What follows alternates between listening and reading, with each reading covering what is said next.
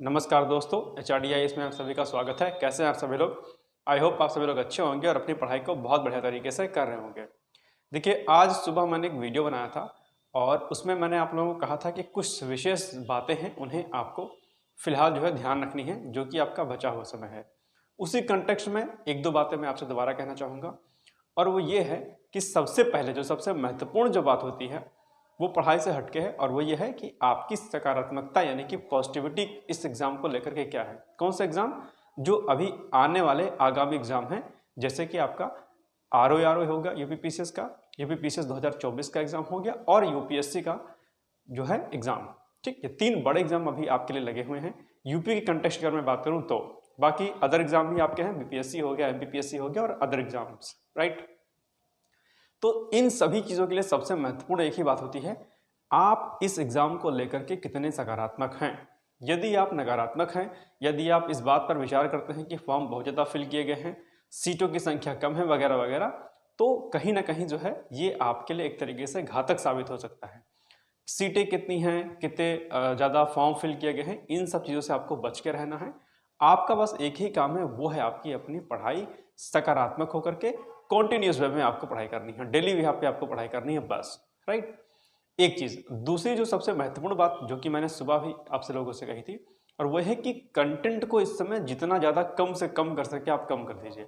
बहुत समेटने की कोशिश करिए, मतलब जैसे जैसे एग्जाम आपका नज़दीक आ रहा है वैसे वैसे चीज़ों को समेटने की कोशिश करिए।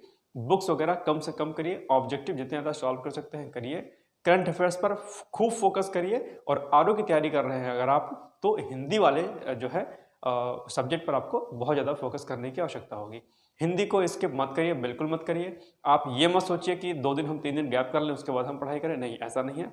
आप हिंदी के समय को घटा सकते हैं, लेकिन आप कम कर, मतलब पूरी तरीके से इसको आप फिनिश कर दें कि मुझे अब करना ही नहीं है, इसे एग्जाम के टाइम में करना है, ये गलती आप मत करिएगा।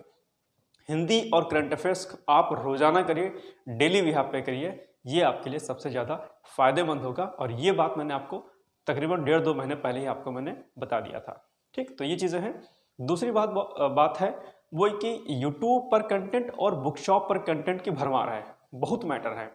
और मैटर ऐसे हैं कि आपको लालच आ जाएगा कि ये रंग बिरंगी किताबें हैं, लो इसको मैं पढ़ लेता हूँ, या किसी सीनियर ने या आपके किसी व्यक्ति ने कह दिया कि जाके इस बुक को लेके आ जाइए, इस बुक से जो है सीधे तौर पर प्रश्न आते हैं, और आप जाकर के उनकी बातों को मान करके आप बुक को परचेज कर लेते हैं। बुक लेना कोई बुरी बात नहीं है, लेना चाहिए, पढ़ना चाहिए, जितना आप पढ़ सकते हैं पढ़िए। लेकिन अभी यहाँ पर आपको एग्जाम क्रैक करना है, और चूंकि अभी आपके पास समय बिल्कुल नहीं है, ना के बराबर है, ऐसी स्थिति में अभी आपको उन्हीं कंटेंट पे काम करना चाहिए जिस पर आप पहले से काम कर रहे थे, यानी कि जो बुक्स आप ऑलरेडी पहले से पढ़ रहे थे, आप उन्हीं सोर्स को फॉलो करिए, कोई नया सोर्स आप फॉलो मत करिए। यदि आप नया सोर्स फॉलो करेंगे तो ना ही आप पुराने वाले चीज़ों को आप रिवाइज कर पाएंगे, और ना ही जो आप नई पुस्तक लेंगे या नया कोई कंटेंट लेंगे आप उसको जो है रिवाइज कर पाएंगे। रिवीजन सबसे महत्वपूर्ण बात है। मैं बार बार एक बात को कहता हूँ कि कितना पढ़ रहे हैं ये सब कोई जरूरी नहीं है, आप जो चीज़ पढ़ रहे हो क्या वो चीज़ डाइजेस्ट हो पा रही है या नहीं हो पा रही है। यानी कि यदि आपने कोई टॉपिक पढ़ा तो क्या उस टॉपिक से संबंधित प्रश्न जो बहुविकल्पीय फॉर्म में अगर आते हैं तो क्या आप उन प्रश्नों को हल कर ले जाते हैं या नहीं। क्या आप उस पर्टिकुलर टॉपिक के दिए गए प्रश्नों को में आपको कन्फ्यूजन होता है या भूल जाते हैं या ऐसी कोई स्थिति आती है। तो इसलिए मैं आपसे बार बार कहता हूं कि जितना कंटेंट आपने पढ़ा है अभी तक, अब उसी को बार बार आप लोग रिवाइज करिए। और सबसे बड़ी बात यह है कि कंटेंट सभी बुक्स का लगभग लगभग सेम रहता है। ऐसा कुछ नहीं है कि किसी का कंटेंट एकदम बहुत बढ़िया होता है, प्रश्न वहीं से बन जाते हैं, ऐसा कुछ नहीं होता है। एग्जाम जो प्रश्न पत्र बनते हैं वो कई सारे सीरीज के होते हैं, उनमें से कुछ प्रश्नों को देखा जाता है, उसके बाद जो है आयोग उसको सेट करके फिर आपके जो है प्रश्न पत्र में उसको डालता है। ठीक, तो किसी एक पुस्तक से प्रश्न नहीं बनते हैं। इसमें जो सबसे महत्वपूर्ण है वो है आपकी घटना चक्र। मैं बार बार कहता हूँ घटना चक्र का एक्सप्लेनेशन बहुत अच्छा है, उसी पर आप काम करिए, खूब काम करिए। और घटना चक्र भी आप लोग सही से नहीं पढ़ पा रहे होंगे। आप लोग अगर दिल से सोचेंगे इस बात को तो आप खुद पाएंगे कि यार घटना चक्र ही बहुत है अपने आप में, है ना, उसका कंटेंट बहुत है, उसकी जो व्याख्या दी हुई है आप उसके नोट्स बना सकते हैं, बुलेट फॉर्म में नोट्स बना सकते हैं, फ्लो डायग्राम बना सकते हैं। जो भूलने वाली जो चीज़ें हैं उसको आप किसी जो है फार्मूला के भी यहाँ पर किसी सूत्र के माध्यम से उसको तैयार कर सकते हैं, कोई ट्रिक बना सकते हैं आप कि आपको कैसे तैयार करना है चीज़ों को। ठीक, तो आप लोगों से मेरा बस यही अनुरोध है, यही विनती है कि कुछ भी नया पढ़ने की कोशिश ना करें, मॉक टेस्ट लगाएं, यानी कि टेस्ट सीरीज लगाएं। टेस्ट सीरीज किसी भी कोचिंग इंस्टीट्यूट की ऑफलाइन ऑनलाइन करें, ये आपकी अपनी मर्जी है, व्यक्तिगत आपकी इच्छा है। सभी कोचिंग इंस्टीट्यूट अच्छे हैं, कोई बुरे नहीं हैं, सब लोग बेस्ट टेस्ट देने की कोशिश करते हैं। आप किसी भी कोचिंग इंस्टीट्यूट के कर सकते हैं, आप चाहे तो ऑफलाइन ज्वाइन करके कर सकते हैं या फिर बुक शॉप से जा करके परचेज करके भी कर सकते हैं। ये आपकी जो है आपकी अपनी समझ है, एक बात। दूसरी बात ये कि मॉक टेस्ट की जो मैं बात कर रहा हूँ उसमें जो सबसे महत्वपूर्ण बात है वो ये है कि डेली जो है सुबह सबसे पहले उठ करके एक मॉक टेस्ट आप लगाएं। यानी कि जब आप 11 फरवरी को एग्जाम दें या 17 मार्च को एग्जाम दें पीसीएस का, या फिर मई में जब आप यूपीएससी का एग्जाम दें, तो आपके लिए ये जो टाइम पीरियड है एग्जाम वाला, ये आपको खले ना, आपको जो है क्या कहते हैं प्रॉब्लम ना हो टाइम की, और आप इतने प्रश्नों से गुजर गए हों कि आपके लिए कोई प्रश्न नया ना लगे। ठीक, तो सुबह उठिए, सबसे पहला काम आपका मॉक टेस्ट लगाने का होना चाहिए।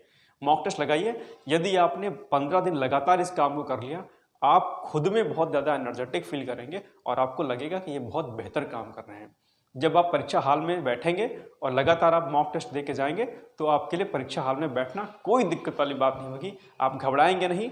आप जो गलती कर देते हैं एग्जामिनेशन हॉल में जाकर के कि आए हुए प्रश्न जो आप बार बार सही करते थे मॉक टेस्ट में, वो प्रश्न भी आप जो है जाकर के वहाँ पे गलत कर देते हैं। ये तभी होता है जब आप मॉक नहीं लगाते हैं रेगुलर बिहाफ पे, आप प्रैक्टिस नहीं करते हैं वहाँ पर के जाकर के एग्जामिनेशन हॉल में। प्रेशर की वजह से या किसी अन्य कारण की वजह से आपके जाने हुए प्रश्न जिसको आप बहुत बार पढ़े हैं, बावजूद उसके वो प्रश्न कन्फ्यूजन में, जल्दबाजी में, किसी अन्य कारण की वजह से वो गलत हो जाते हैं। ये गलतियां आपसे नहीं हो, इसके लिए लिमिटेड कंटेंट को फिलहाल फॉलो कीजिए, घटनाचक्र को जल्दी से जल्दी करिए और उसका बार बार रिवीजन करिए, मॉक टेस्ट खूब लगाइए और कोई नया सोर्स मत फॉलो करिए। इस चीज़ का आप लोग विशेष ध्यान दीजिए। 6 से 7-8 महीने के करंट अफेयर्स खूब अच्छे से पढ़ लीजिए। जितनी भी तिथियां हैं, जितने महत्वपूर्ण जो व्यक्ति हैं, हाल फिलहाल के जो चुनाव हुए हैं उनसे संबंधित राज्यपाल वहाँ की विधानसभा की सीटें, वहाँ की राज्यसभा की सीटें आदि आदि जो भी प्रश्न बनते हैं उन सभी पर आपको पैनी नज़र जो है रखनी चाहिए। और हाल फिलहाल में जो यूपी पीसीएस ने जो एग्जाम्स कराए हों उनके प्रश्न पत्रों को आप देख लीजिए, या हाल फिलहाल में जो हिंदी भाषी छात्र के, हिंदी भाषी जो राज्य हैं आपके, वहाँ के जो आयोग हैं उन्होंने जो प्रश्न पत्र कराए होंगे पीसीएस के, उनको भी आप लोग हल करके एक बार जाइएगा। ये कुछ रणनीतियाँ हैं, मुझे लगता है कि जिसे आपको समझ में आ रही होंगी। अगर आती हैं तो प्लीज़ वीडियो को लाइक कर दीजिएगा, शेयर कर दीजिएगा और सब्सक्राइब जरूर कर दीजिएगा। और बाकी कोई दिक्कत होती है कमेंट बॉक्स में जाएं, कमेंट कर दें, आपकी सारी क्वेरीज को शॉर्ट आउट किया जाएगा। यूपी स्पेशल के लिए मेरे पास क्वेरी आ रही थी, माफ़ कीजिएगा, थोड़ा व्यस्तता के कारण मैं नहीं दे पा रहा हूँ, करंट अफेयर्स भी अभी नहीं आ पा रहा था, लेकिन कल से चीज़ें कंटिन्यू रहेगी। माफ़ करिएगा, इसके लिए मैं आपसे बिल्कुल क्षमा प्रार्थी हूँ कि तय समय सीमा पर नहीं कर पा रहा हूँ क्योंकि व्यस्तता थोड़ी ज़्यादा है और कुछ समस्याएं हैं। लेकिन जैसा मैंने आप लोगों से कहा था कि सेंसस यूपी स्पेशल कुछ इंपॉर्टेंट चीज़ें मैं आपको कराऊंगा, तो निश्चित तौर पर कराऊंगा। अभी 55-56 दिन का समय है आरओ के लिए, पीसीएस के लिए तकरीबन 3 महीने का समय है। उन बचे हुए समय में आपको सारी चीज़ें करा दी जाएंगी। बस आप लोग लगातार पढ़ते रहिए, मस्त रहिए, व्यस्त रहिए, स्वास्थ्य का ध्यान रखिए, सकारात्मक रहिए, निश्चित तौर पर आप सफल होंगे, आपकी सफलता ज़ाया रही जाएगी। मेरी बहुत सारी शुभकामनाएं आप सभी लोगों के साथ। जय हिंद, जय भारत, थैंक यू।